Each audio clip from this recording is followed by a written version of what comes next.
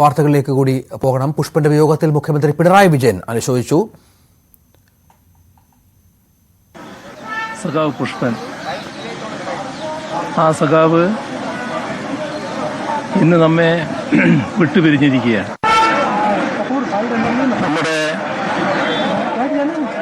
യുവതലമുറക്കാകെ എന്നും പുഷ്പൻ പ്രചോദനമായിരിക്കും. വെടിയുണ്ട നട്ടല് തകർത്തെങ്കിലും അനിതരസാധാരണമായ ധീരതയും കരുത്തും ഈ ദശാബ്ദങ്ങളാകെയും പുഷ്പൻ പ്രകടിപ്പിക്കുകയായിരുന്നു.